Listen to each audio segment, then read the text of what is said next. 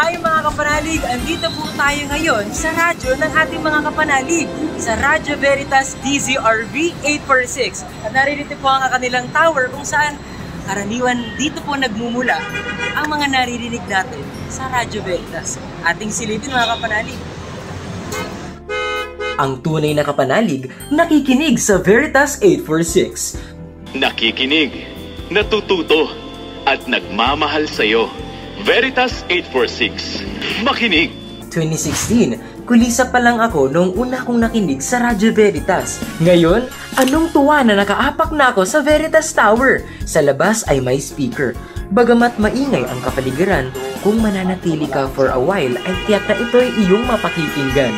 Pagpasok ay bubungad sa iyo ang mga merch like poon, chibis, products tulad nitong Mark Cafe na madalas kong marinig i-commercial sa Veritas. Pag-akyat namin ay nakita namin yung room kung saan doon ko madalas marinig ang mga nagsasalita natin mga priests and kapanalig guests.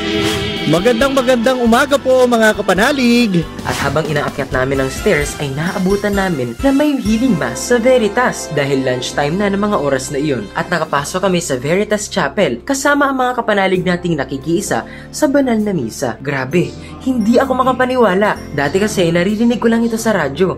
Pero ngayon, andito na ako sa Veritas Chapel. Ang naging punong tagapagdiwang ng banal na misa ay si Reverendo Padre William Garcia. Ganito pala sa Veritas Chapel. Malamig, maliwanag. For the first time ay nakita ko si kapanalig na pianista na, singer pa, na lagi kong naririnig kumakanta at tumutugtog sa mga banal na misa ng Radyo Veritas. Hello po sa inyo! Solid white ang ambience ng lugar with a touch of silver sa altar.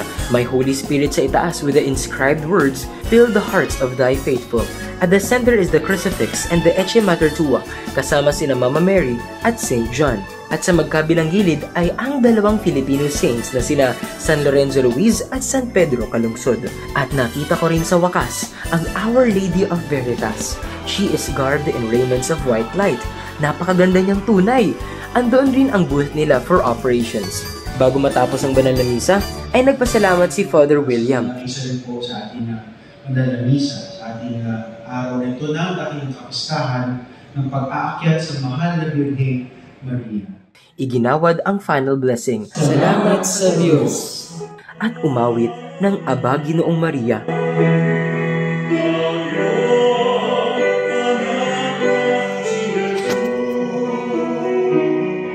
Assumption of the Blessed Virgin Mary kasi nung nagpunta kami noon. Ganito palang feeling na makapagsimba sa Veritas Chapel kasama ang ating mga kapanalig. Memorable para sa akin ito.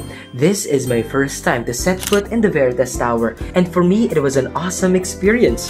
Alam nyo ba mga kapanalig na ang Radyo Veritas DZRV 846 is the #1 faith-based AM station in the Philippines? Patuloy rin nating subaybayan ang kanilang mga programa, banal na misa, at mga awitin dahil masasabi kong isa rin ang radio station na ito na humubog sa akin kung sino ako ngayon.